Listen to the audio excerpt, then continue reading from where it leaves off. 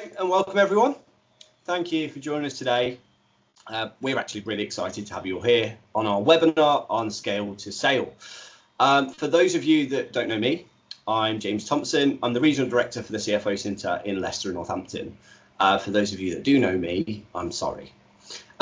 So a little bit of housekeeping. If we could all keep our microphones on mute, that'd be great. And please do remember that today's call will be recorded. This is so we can share it all with you later on.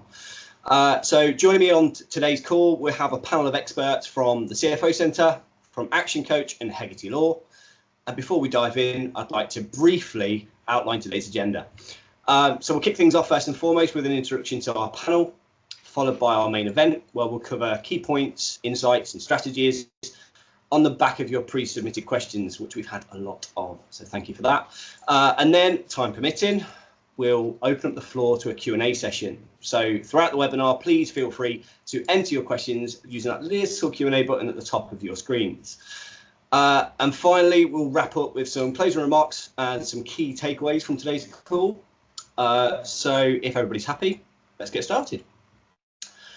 So today's topic on Scale to Sale is an incredibly important and timely, because across our collective businesses, across the panel, we've had a number of our clients that are seeking advice within this specific area, where they're looking to scale their business, or maybe they're just looking to drive efficiencies, or even they've got a sale in mind later on down the line. We're thrilled to have quite a diverse group of participants today, and we're confident that you'll all find the session informative and engaging. So I think without further ado, we should meet our panel. So first and foremost, Harnish Hadani, would you like to introduce yourself, sir? Thank you, James. Good morning, everybody. My name is Harnish Hadani, and I've been with the CFO Center now for over 1 year. I suppose one of my main reasons for joining the CFO Center is actually to positively help and impact the SME businesses. In my working experience over the past 25 years, I've held a number of CFO finance director positions, and latterly, my last role was that of an executive director for corporate services at the National Lottery. During my experiences, I've got substantial experience in assisting SME businesses in scaling up and getting them ready for an exit. So no, thank you, James. No problem, thank you, Harnish. Next up, we've got Andrew Healer. Good morning, everyone. Firstly, apologies. I seem to have a street sweeper deciding to clean the streets outside the office. So even if you hear that in the background, then apologies. He seems to be on his 6th lap as well. So I'm expecting the street to be quite clean by the time we're finished. I'm Andrew Healer. I'm a partner and head the corporate team here at Hegarty's. I've been advising SME businesses for over 20 years at various points of their life cycle, right from incorporation through to investment rounds and ultimately exit at the end. We cover a huge variety of different sectors, but my client base is predominantly owner-managed businesses. So that's something that we're very used to, holding people's hands through that effectively the complicated legal processes that are linked with running businesses. So that's what we do. Fantastic, thank you, Andrew. And finally, Rupert Turton. Hi, I'm Rupert Turton from Action Coach Oakham and Kettering, where we give business leaders the help they need to grow their business. For those of you who are not familiar with Action Coach, it's a global organisation working with businesses. I think we're in 82 countries around the world. Yeah, a lot of experience, a lot of knowledge in the way that we work with businesses. I suppose we all know that to get the highest possible value when you grow your business to sell, you need to do more than increase your revenue and profitability. To get the highest possible value, you need a business that has consistent results, systems and processes in place to generate sales and run the business, and of course a high performing team to help you run the business as well. And of course, most importantly, you need to demonstrate that you are not critical to the business success. So for those of you that know Action Coach, we work with businesses to help them grow and structure themselves ready for sale over a 2 or 3 year period. And then using expertise from people in marketing, accountants, lawyers, HR and other experts to help achieve those planned outcomes. So I really do hope that today's webinar is useful, and thank you for all of you for joining us as well. We want this to be as interactive a session as possible, so please do ask questions in the chat or put your hand up. I'm sure James will tell you how to do that as well. I'm also very aware that if you're scaling your business ready for sale, you want to look at how to structure your business before you engage with finance and legal. So please feel free to just pick up the phone or email me if you have questions after today's webinar as well. Amazing. Thank you very much, gentlemen. So let's dive straight into the main context of our webinar and cover off some of your pre-submitted questions. So we have received a fair few. So we'll do our very, very best to try and get around to everybody's questions. But while we're doing that, if you would like to ask a specific question, please do click on the Q&A section in the top of your screens. That will allow you to submit a question. If for any reason we don't get round to anybody's specific question, we will come back to you directly after the webinar to make sure that you do get a response. We weren't expecting this many pre-submitted questions, but thank you all very much because they are incredible. We will try and run through them in order as well. But yeah, so if you could click on that Q&A section, please do feel free to start jotting down your questions. So first and foremost, guys, we're going to dive straight into the questions. The first one that we received is, when considering an exit, there are different ways to value a business. Can you explain how you would approach this? Additionally, could you provide key insight into the negotiation process for an exit? Is there any volunteers on the panel that would like to answer that one first? Shall I go first, James? Yeah. Yeah, thank you. Okay, I suppose the valuation, there is no one method that fits all businesses. It's not a precise science. And really, evaluation methods largely depend on the business type and which sector it is in. And sector is important because any evaluation method will look at industry comparators and benchmarks. So it really depends. And also the valuation method will depend on the type of deal structure. So if it, for example, if it's asset or trade sale, or if it's a full outright share sale. So it'll sort of, any valuation method will be dependent on that. But broadly speaking, in terms of the valuation method, you've got a number of methods. So you've got what we call the income method, which it takes an enterprise's EBITDA and applies a multiple factor to that. So the multiple factor, again, could vary depending on the organization in which sector it's in. Following from that, if you've got a share sale, or even if it's asset and trade, that could be expanded into what they call an enterprise value, which is essentially looking at your future benefits of the cash flows. Is what we call discounted cash flow method, which is an enterprise value approach. You could have some businesses which are asset rich. So for example, property businesses, so they could use an asset approach. And lastly, and I mentioned earlier on about market comparatives, you may have businesses that are in distress. So for example, they may be in administration, and the administrators are looking to sell a business, and the administrators typically appoint a valuer, and the valuer will look at broad industry comparators. So what we call a market-based approach. So there are a number of valuation methods, but it all depends on the business, the sector.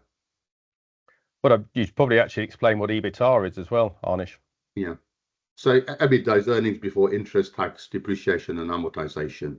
And we're referring to what we call the normalized EBITDA. So if there are any exceptional items that they need to be added back on to arrive at the operational EBITDA. Yeah. Can I add to that? After you, Rupert. So I was going to say, can I just add to that as well? Because there's a couple of things that they consider around that as well. So obviously a buyer is going to be looking at the probability of continued future success of the business, or actually what they're really looking at is what is the risk associated with buying that business. Once they brought it, obviously they want to continue with the success it's having at the time.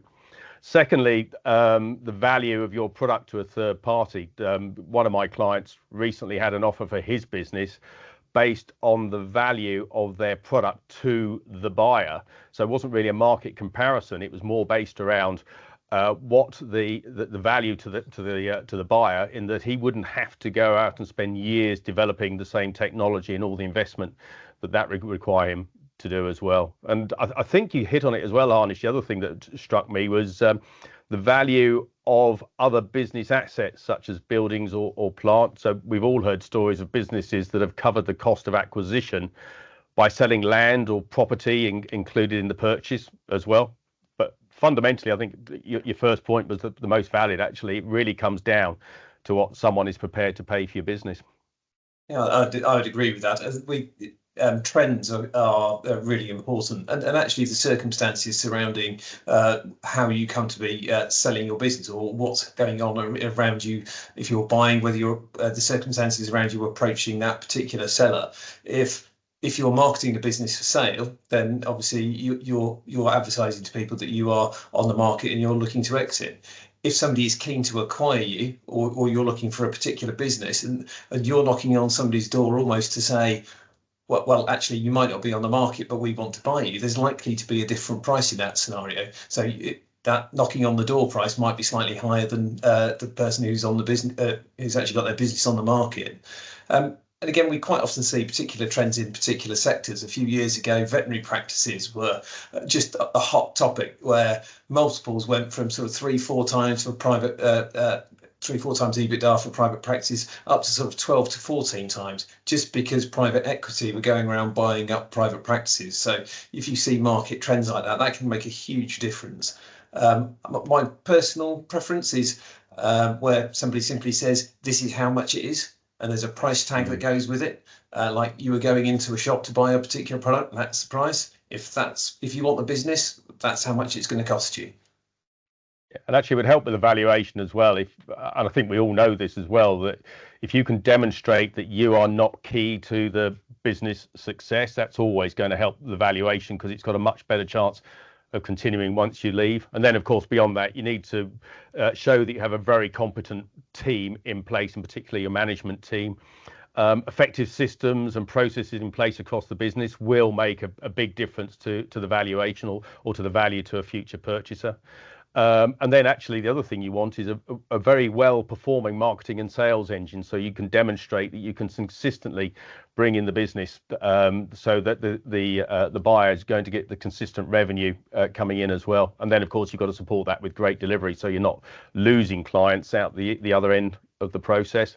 And actually, I think most important, Harnish will like this one, is have control of your finances. Absolutely central to demonstrating how your business is behaving is having complete control of your finances at all times as well.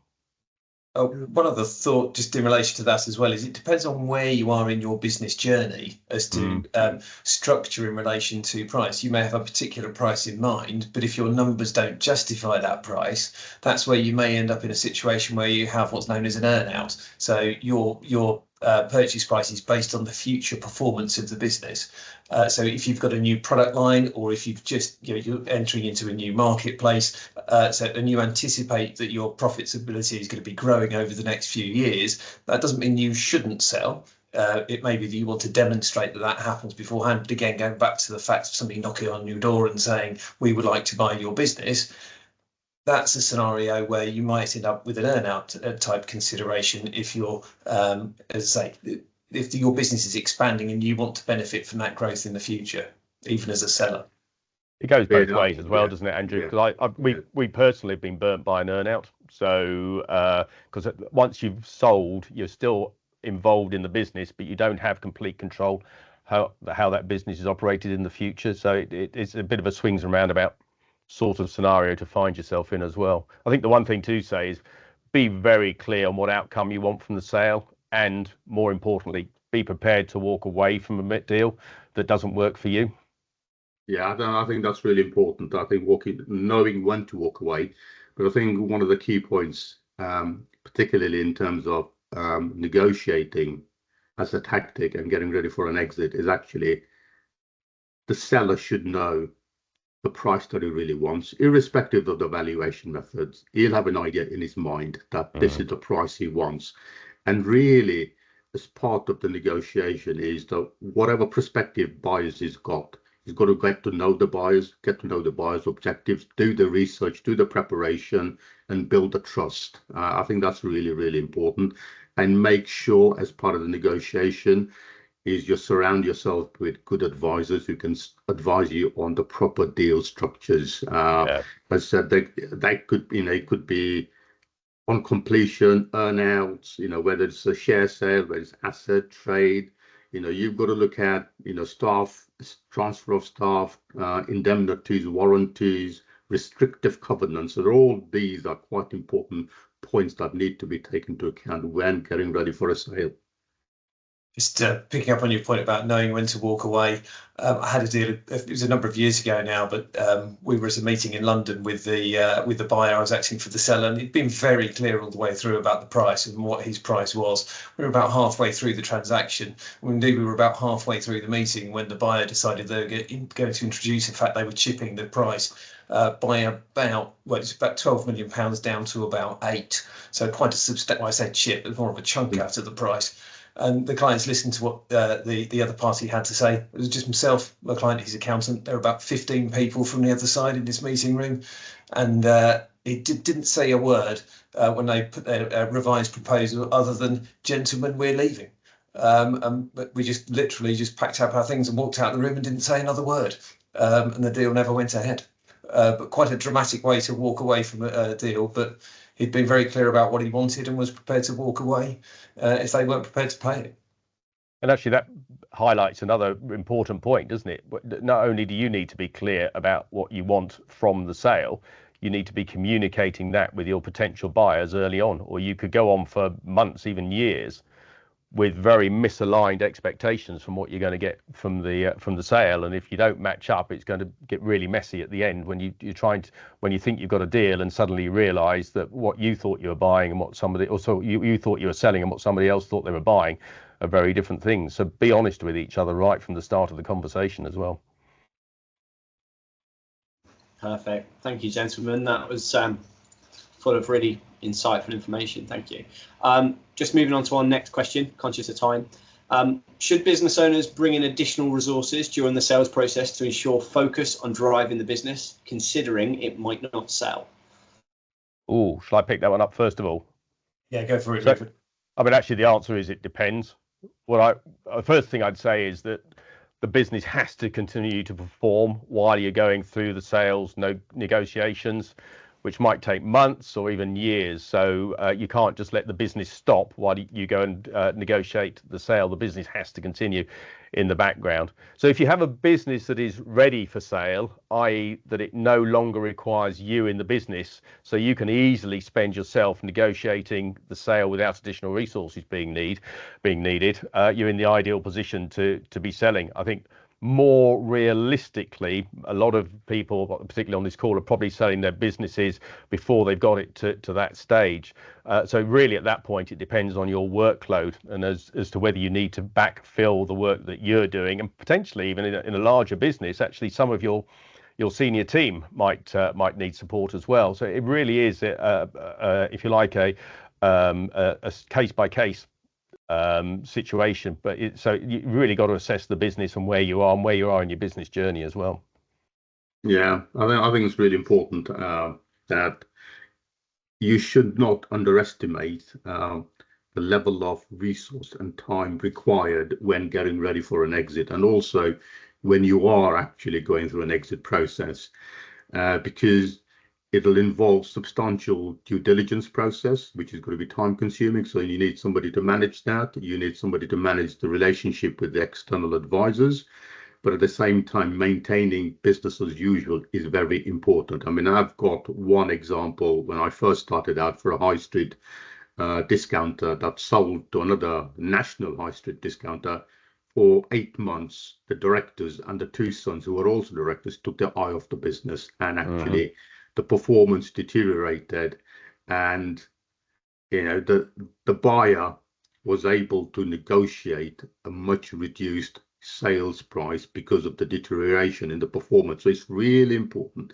It can have an impact on the sales price. So maintaining business as usual is very important. But I think you've got to be really, the directors have to be really honest with themselves. Do we have expertise? Do we have resources to manage it? If we don't, we do need to get external help and resources and advisors in place, because otherwise it's going to be to the detriment and it's going to impact the exit process.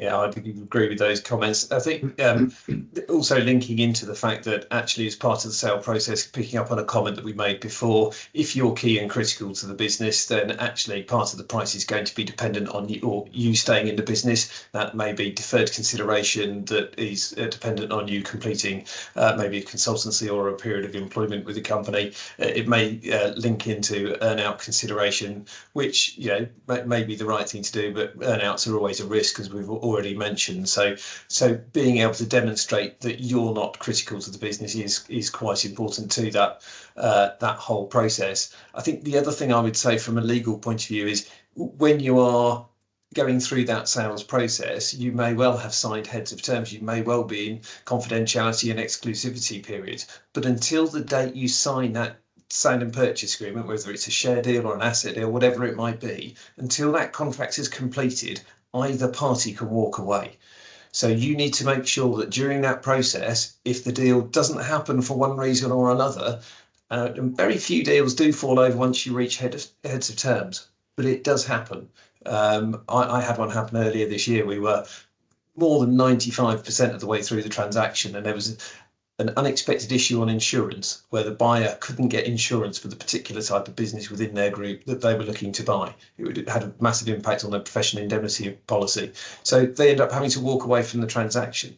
So in that scenario, you need to make sure that as the seller, you're comfortable with what you've got left. And if you have taken your eye off the ball, then you might not be left with the business you thought you had. So yeah, very important to make sure you balance all of these risks. Amazing. Thank you, gentlemen. Next question is, what are your views on sensible cash to leverage levels on acquisition? Shall I take this one first, James? And again, it's always an interesting question between cash versus leverage finance, and in how much to sort of use, whether to use one or the other, or whether to use a mixture. And really largely depends on the organization and on its availability of cash resources and its liquidity position. It also depends on the company's profitability and underlying EBITDA, and whether it's got capacity to absorb the additional cost of debt financing. But I suppose we should really consider the pros and cons of both cash and leverage debt. Clearly cash, if you use cash for acquisition, then no debt, clearly. Con, clearly the opposite, that it's got depletion of cash resources. And in terms of leverage debt, what does that mean in terms of as an advantage? You preserve cash, which could be used in the business to enhance its working capital resources and requirements. And also in some businesses, and I've known this to happen, whereby you can take on debt without adversely impacting the underlying financial performance of the business, because it has that financial capacity, but also importantly increases the purchasing capacity of the business in terms of if it's got debt. And the banks typically, once you've lent, like to lend more in order to grow and expand further. And I think, and I would say this as a finance person, as an accountant, that debt does receive a favourable tax treatment in terms of corporation tax deductibility. In terms of debt, really the downsides could result in cash flow pressures, potentially lower credit rating. The cost of debt could be high, and potentially much more expensive. So it really depends. In terms of, there is no right or wrong answer. It could be, typically I've seen organizations use both.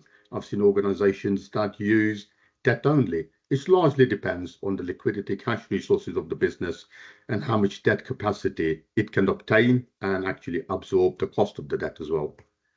Yeah, we've seen quite a big trend over the course of the last year or so with interest rates going up, that actually the number of businesses that are borrowing to buy has decreased, because the cost of acquisition is by using debt has just gone up substantially. So actually you get to the point where you need to be comfortable and confident that you've still got that affordability. And again, in relation to debt, making sure that you've got a really good grip on how that debt is going to be serviced. So cash flow generation, making sure you've got some really cautious forecasts so that if things don't go as well as you anticipate post completion, that you have actually got the ability to still service the debt requirements if you are taking on debt.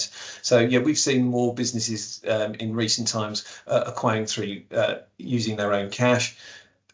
Also, again, looking at deferred consideration. So actually you could use the cash generated by the combined business moving forward. So there are very few deals where 100% of the cash is paid on completion.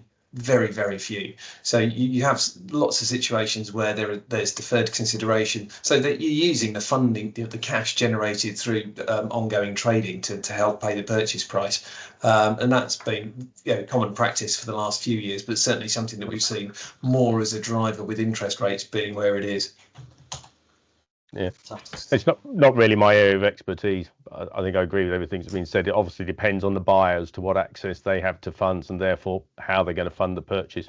The only thing I would add, actually, I spoke to an investor the other day who was looking to purchase a smaller business using money he'd made from a sale of one of his previous businesses. So, I mean, those people are out there. But yeah, really, it's more an area for Harnish than me, I'm afraid.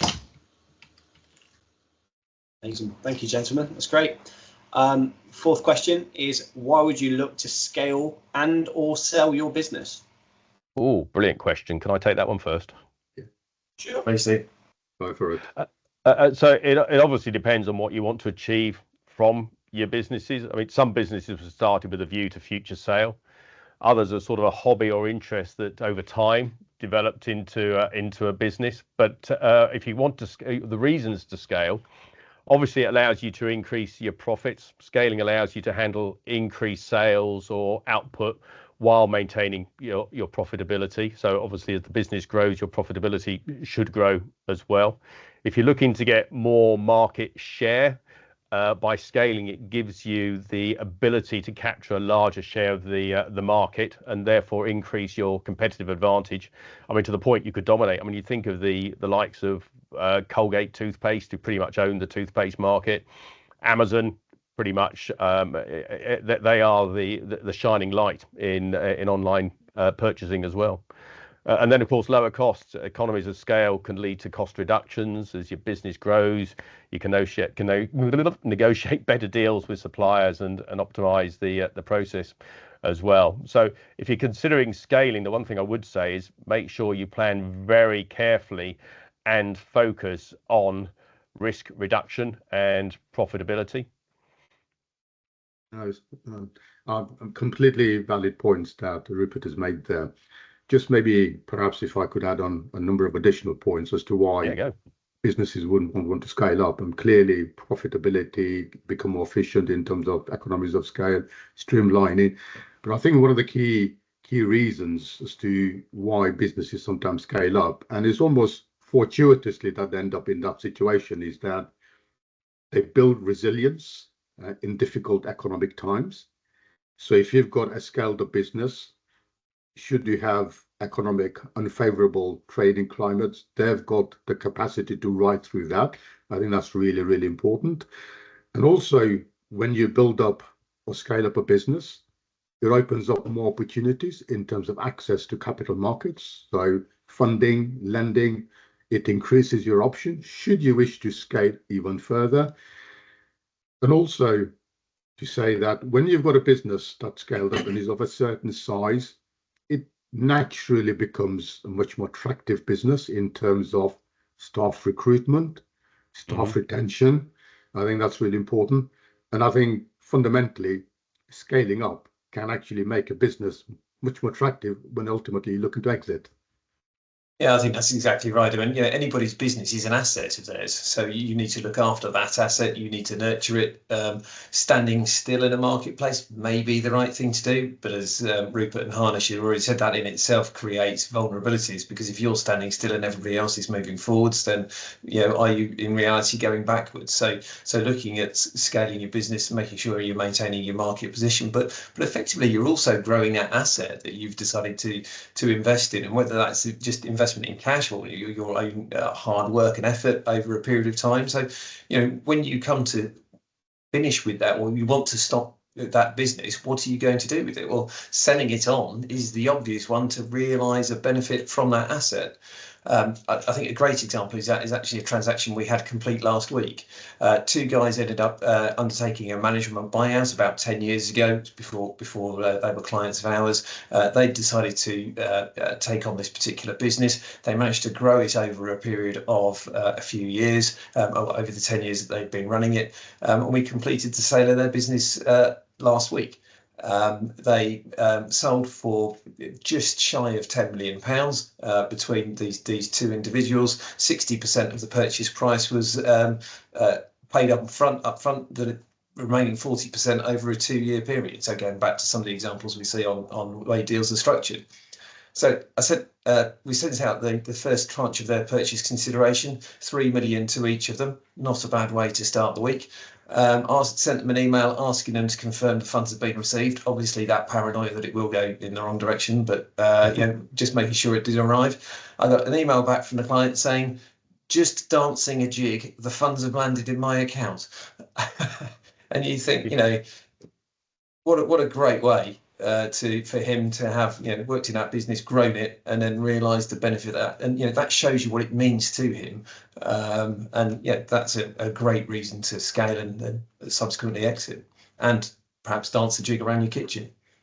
Yeah, nice way to finish, isn't it? It's also actually worth noting here that some business owners, it's not just about the money either. I mean, if it's the business is their passion or something that they're looking to do, it's not going to be just about the value of the business when they sell it. They may be scaling to ensure its long-term viability as well. So actually, it's not just they're not just scaling it for the value. They might actually be looking to scale the business so that I don't know, the senior managers can take on the business when they retire. I've got one of my clients who's already told his team that he's looking for them to buy the business off him in 3 or 4 years' time when he retires. So some people, it's not just about the money. Sometimes it's about the longevity of the business after they've departed as well. Great points all around, gentlemen. Thank you. Fifth question is, what's the best way to keep potential investors warm when they express interest in investing, but you're not currently in an investment round? It's a great question. Yeah, it is a very good question. Shall I take this one first? Sure. So, I mean, it's a really good question. And in fact, I have one client, James, that we know about, it based out in Loughborough. So it's got 3 investors of different types that it's keeping warm. And what they do is, I know it sounds obvious, but continuous communication and keep the momentum going. Yeah. Keep close to all of your investors, have regular meetings, and share company updates in terms of what's happening within the business, not just financial, but operationally. Have you acquired more sites? Have you taken on more staff? Have you restructured a department or a team? What's been happening? So do share company updates and financial updates. That's really important because it sort of keeps the potential investors interested and it keeps them galvanized. And by keeping that communication and momentum going, you actually build trust. And the client I'm talking about, so it's had a couple of conferences recently, it's actually invited the investors to those events so they can see firsthand, not just the business, but the sector that it's in. What are the operational issues? What are the challenges? What are the issues that they're facing? And I think I'd like to end to say that it's not just about one investor, but you can keep a number of different investors warm simultaneously, because that allows a business to keep all its options completely open, because you can't, as I said, put all your eggs in one basket. And again, timing has to be right, doesn't it? You know, it has to be right for the investor. Timing's never going to be perfect, but it has to be good enough that it's both right for the investor and for you as the business. One of my clients who I'm acting for in relation to his main business, he was approached by somebody actually for my client to become his customer. And he said, well, I don't particularly want to be your customer, but I actually really like you as an individual. And I think you might go places with your business. So he stayed in touch over the course of a few years. And my client is now looking to become an investor in that particular business. But again, it's all been about the communication. They had 6 monthly meetings, 6 monthly catch-ups as to where they were going. Again, and so that's led to my client saying, actually, I can support you rather than the other way around. I can support you in your business journey. So yeah, communication, I think, is really key there. And going back to some of the points that Rupert was making earlier, being very clear about what your goals are and what you're looking to achieve from anything. Because if you are going to take an investor on board, making sure you're all completely aligned is very, very important. Yeah, absolutely. I mean, the worst case is be honest is fundamentally what it's down about, isn't it? Be honest with them. Don't try and tell them something that's not entirely true, because, as I said, the worst thing that can happen is you misalign expectations, which result in them being frustrated and losing trust as you as the seller. And as Harnish just said, trust will be a key component of the sales process when you're ready. I think the risk you're taking is that you may lose a potential buyer because they don't align with your expectations. But let's face it, you're going to lose them, or at least it's going to weaken your position when you're ready to sell. So you're not really losing anything. Great points, gentlemen. Thank you. Next question. Would a shareholding program be a good path to encourage employee engagement in the run-up to selling a business, or is it a prospective buyer going to be put off by its existence? I'm happy to say that one, James. We do quite a lot of employee share schemes, whether they're EMI schemes, CSOP share option schemes, and I've never found anything negative from a buyer in relation to that. In fact, actually, I think they are a very good way of aligning both the employees' interests and the business owners' interests. There's a huge variety of different ways in which they can be set up. It may be one key employee. I've advised a few Cambridge tech companies where they want to bring somebody in. They can't afford to pay market rate salaries for individuals, but they use share options as a way of encouraging people to come in and work so they can attract great talent without necessarily having to part with market rate salaries. So giving away some equity in that occasion can be a really good way of bringing people in. Last year, we completed a share option scheme where everybody in the company has been given share options. They've got about 30 employees. They're looking at doubling their turnover over the course of the next 5 years, and giving that share option to literally everybody, from the most junior admin person to the directors, was seen as a really key way of driving that forward. So yeah, I have to say I'm a big fan of it. We've been doing EMI share options and a lot of them since they were first introduced, and I've never seen anything negative in relation to them at any point. Yeah, I would agree with that. Completely agree with what Andrew's saying. I've seen a number of employee share options taking place, and I've never seen a prospective buyer ever been put off by that. In fact, I'll probably say that it's entirely the opposite. It's very, very positive. And I think what it does demonstrate, share options, is whether you have it for all of the employees or for key personnel, it's a good way to incentivize the employees to retain them. And also, even when you sell the business, the buyer could retain those employees, key personnel, who actually could become part of the ultimate succession planning when the new buyer ultimately wants to sell on. So, there are some real tangible benefits here. And I think lastly, I just want to say that, we talk about share options, which I've seen lots, but I've seen other ways to actually retain key members of personnel. And that's whereby, if you don't have share options, is whereby upon exit, they get a bonus just to keep them tied in. So there are a number of ways, but absolutely agree with what Andrew's saying. I've never known share options ever to be a detriment in an exit process. In fact, it's entirely the opposite. The thing that I don't know the answer to, by the way, is how having your employees having share options would impact the sale price as well. Because the thing that was going through my head, if your plan is you've developed a business you want to sell, so you want to maximize your return from the sale, you'll probably want to be keeping the business entirely under your ownership, so you get all the profit from the sale. But then, as you said, there's other ways you can incentivize your team as well, and I'm not sure how the share options would impact the sale price. They don't impact on the sale price as such, but you are giving away a slice of the pie. But exactly. the idea is that the pie grows bigger by the fact that you've got these employees engaged, the fact that they're more focused around profitability. So again, if you're looking at an EBITDA multiple, actually, if you've got greater profitability, then hopefully everybody benefits from the scheme and everybody has a greater value. I think what's also quite interesting is we've seen a number of scenarios where when a management team has share incentives, that those share incentives are actually rolled over or a version of that share incentive is offered by the buyer.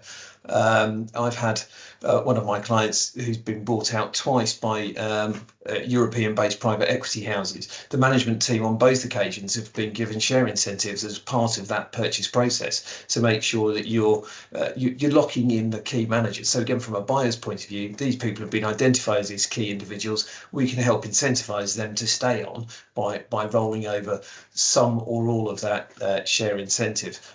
A bit like golden handcuffs. Because most share incentives work on the basis that you're only going to get a benefit from it to the extent you're in it at the point we exit.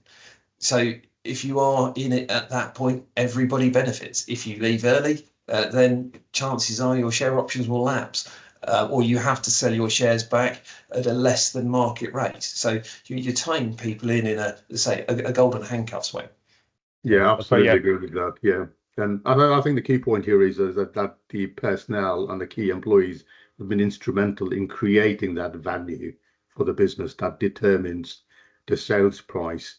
The share options per se themselves don't impact the valuation. The valuation will be determined according to methodology, whatever that is. All it does impact, as Andrew said, how you divvy up the ultimate consideration, and part of the equity will go to the staff and the personnel who have been actually quite critical in building that value up to arrive at that valuation. Sorry, Rupert, I was going to say, I advised somebody in relation to a managing director who was brought into a company. It was a brewery, and I'm still waiting to receive my free beer. But his incentive, he was able to acquire up to 25% of the company, but that was linked into effectively various different stages of increasing the EBITDA. So he only got his full 25% at the point where he doubled the EBITDA of that business. But at that point, if you've doubled the EBITDA of the business, they've given away 25%, but they've got a hell of a lot greater value. Yeah, the only thing I agree with everything you said, by the way, guys. I think the only thing I would say for a smaller business, there's other ways you can incentivize your staff as well. It doesn't have to be through share options. So, and again, it's one of those things, isn't it? We're really talking about one of those things that depends on the business that you're talking to at any point in time, what you're looking to achieve from the sale and the scale of the business and the industry you're in as well. Just one sort of word of caution in relation to giving away equity. Once shares are in existence, they're quite difficult to get rid of. So if you've given actual shares to an employee, making sure you've got the right provisions within a shareholders agreement or articles of association to get them back, and at a price that you're going to be prepared to pay to get them back, is absolutely critical. Share options, generally speaking, lapse on termination of employment. So again, depending on what your parameters are, you can't pay a dividend on an option. You can only pay dividends in relation to shares. So if you want to give interim benefits before an exit, shares might be a good idea. But there are a number of considerations you need to think about in looking at it as a picture as a whole. Incredible. Thank you, gentlemen. Incredible shares there. Just conscious of time, I think we should dive over to the Q&A. So we've had a question in the Q&A function that says, you mentioned about the importance of having good advisors around you to guide you through the process. Who are these advisors and where would you find them? Accountant, solicitor, business coach, all of the above? If so, that sounds expensive. I think it depends on what you're looking to achieve from the sale as well. So if your objective is to maximize the value of the business when you sell it, having the right advice in place is likely to make a massive difference to the sale price. So think of it more of an investment in the sale of your business as opposed to a cost. Yes, if you look at it just as a cost, I mean, let's face it, if those people turned up and didn't give you any value, yes, it's expensive and you don't need to do it. But actually, you're investing in those people to get you to a position where you maximize the value of your business when you come to sell it. Yeah, I think there's any professional that you engage has got to be offering you value for money, whatever, in exactly the same as whether you're buying a piece of equipment, whether you're buying professional services. There needs to be value for money, and if there isn't value for money in the fees that you're being quoted, then you shouldn't be proceeding, irrespective of what that is. Certainly, from a legal perspective, what we'd be looking to do during the lifespan of the business is making sure that you've got the right contractual documentation in place, so that you've got the right lease for your property, you've got the right corporate contracts in place. Little things like if your corporate contracts, the commercial contracts say that they can be terminated on the change of ownership of the business, well, that is going to impact on the value of your sale. So making sure you've had those things checked along the way should be adding value for money. So I agree with Rupert. It's about investment, I would say, but making sure there is value for money there. Yeah, I would agree with all of that. And I think you've got to understand what your objective is. Objective is to exit, sale at the maximum price. But I think, as Andrew said, that people forget is, you've got a price in mind, but how are you going to structure that? So if you've got a price, work backwards. So how are we going to structure this? Is it going to be share sale? Is it going to be asset and trade? Is it going to be what percentage is going to be upfront? What percentage is going to be deferred? How much is going to be earnout? All of those are complex consideration because the buyer's perspective and the seller's perspective are different for a variety of reasons. It could be commercial. There's some tax drivers as well here because the tax treatments, depending on the type of sale, will vary. And all of that requires decent professional advice. It will come at a price. But as Andrew said, it'll add value. It'll make the process smoother. By making the process smoother, you will achieve your end objective. Fantastic. Thank you, gentlemen. Thank you to everybody that's attended today and your fantastic questions, both pre-submitted and in the Q&A. I'm just conscious of time. I don't think we're going to get chance to address any more questions, but if we haven't answered your question, as I mentioned at the top end of the call, we will come back to you directly. We will ensure that everybody gets an answer to their question, but within an hour we're quite limited as to what we can do, but I think there's been some real gold in what we've discussed today. Thank you all for your questions. We will come out to you directly and give you a response to those points. To wrap up, what I think would be really useful, I'd like to ask each of the panel of our experts to summarise how they help their clients through this process and how they could potentially help you guys on the call today. So first and foremost, I'd like to come to you, Rupert, if that's okay. Yeah, of course. Yeah, I mean, so at Action Coach, we start by understanding where your business is today, and more importantly, of course, where you want to take it in what we call a diagnostic. We do that free as our way of finding out if we should be working with you as well. There's no point us working with you as a business if we're not going to add value, which I suppose takes us back to the previous point as well, doesn't it? And after we understand where we can take you, we look to apply the Action Coach system to build a successful business, which we call the 6 steps. So we start by making sure that the business foundations are in place. So you have a clear goal for what you're trying to achieve, obviously financial control and consistent high quality delivery inside the business. We then, of course, have a good look at your sales and marketing machine, what differentiates you in the marketplace, what your marketing looks like, your sales and client retention to help you to grow the business. And so now you've got a viable business. So next we look to scale by implementing process and systems and hiring leading great staff, which make it more attractive to a potential buyer.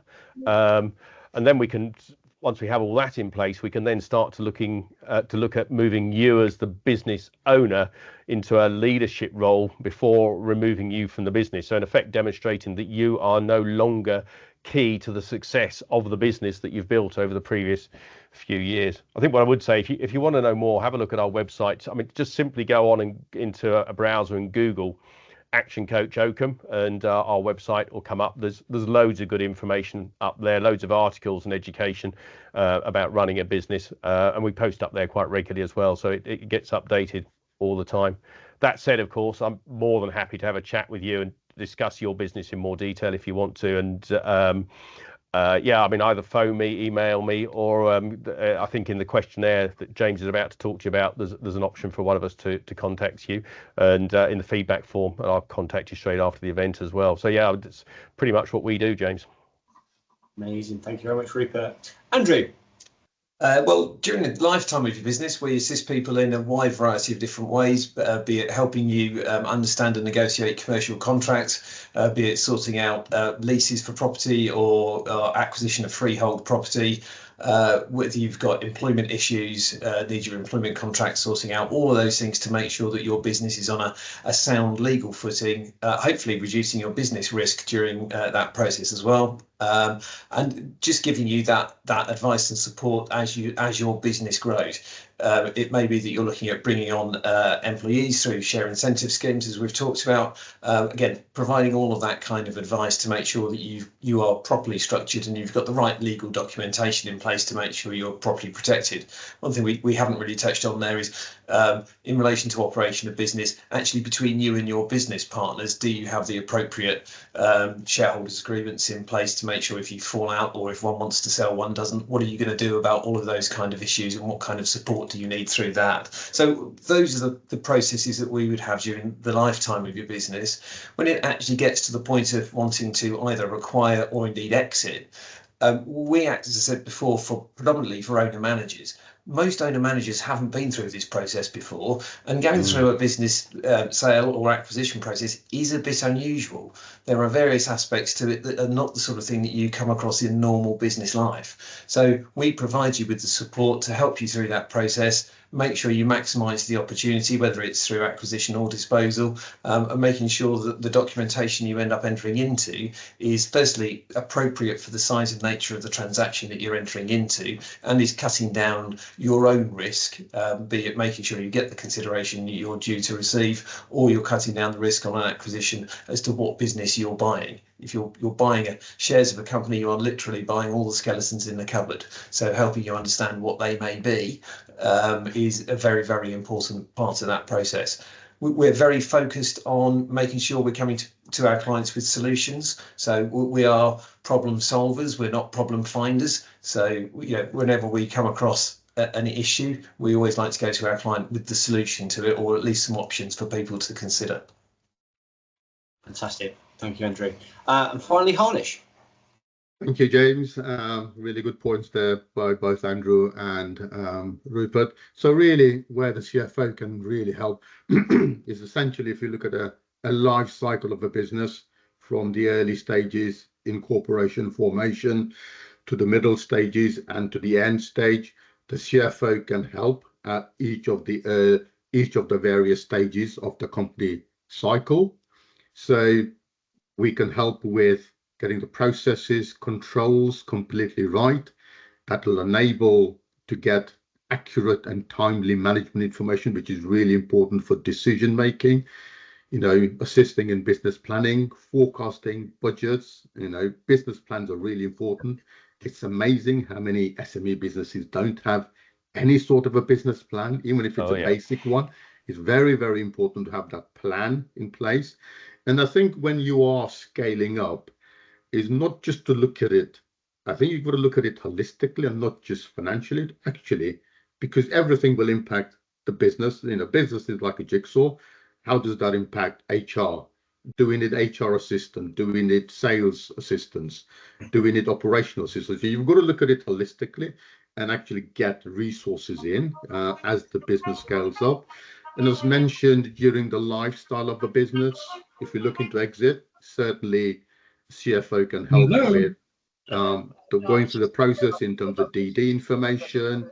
We're working with the external advisors and making sure we maintain business as usual that we talked about earlier on. Very, very important.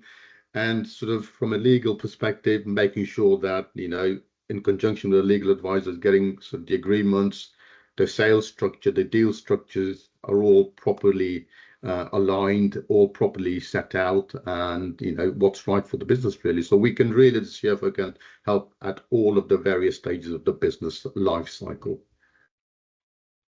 And just a final point, tying those all together, James, I think what's really important, certainly during an acquisition or disposal process, is making sure your professionals team is working as well as your management team, making sure you've got professionals that can work together, because there are undoubtedly issues that, you know, in particular link the legal and the accountancy side, and equally making sure that the management team is engaged enough with the professionals to know what they're doing, so that everybody can, you know, get the information that's needed, get that circulated, and get the process dealt with as smoothly as possible. So the three things are key and critical, and making sure that the professional advisor team as well as the internal management team are working together is also going to be very helpful. Absolutely. Well, thank you very much, gents. That was incredible, really insightful. And I sincerely hope that all of you attending today found that useful.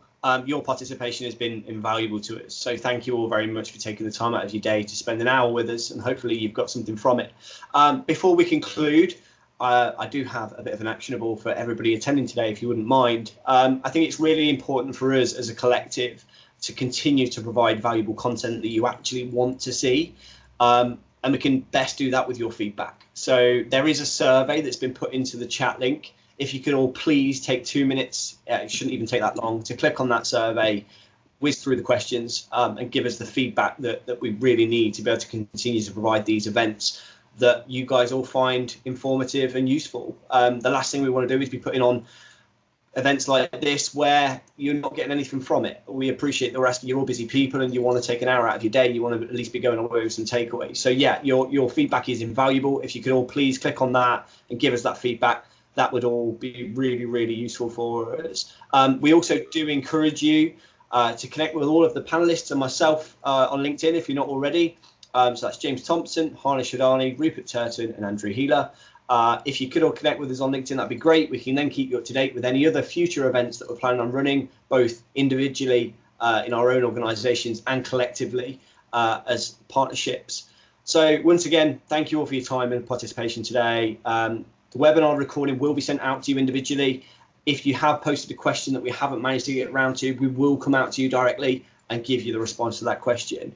So yeah, thank you all very, very much for your time today. We look forward to hearing your feedback. Hopefully you're all sitting there clicking away at it now and not listening to me waffle on. So thank you all very, very much. Have a great day. Thank you to the panelists. Thank you to the attendees. A special thank you to Emily and Claire for getting this all up and running. So thank you very much. We hope to see you soon. Goodbye.